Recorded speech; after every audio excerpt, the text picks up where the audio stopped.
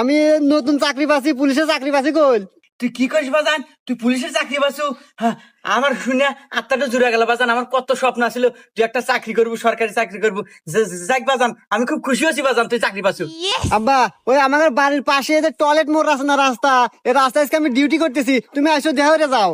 বাজান আমি এই সময় কিভাবে যাবো আমি বুঝতেছি না তো।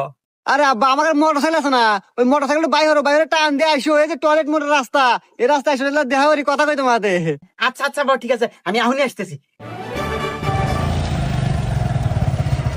বাজান আয়, আমার বুকে আয়।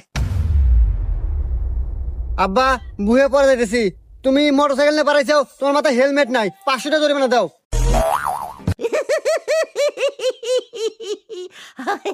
দাদা আমি কল তোর বাপ। দেখো আব্বা, আইন আইনের গতির চলে, আইনের কোনো বাপ মাও নাই, আইনের কাছে সবাই সমান, টাকা দিলে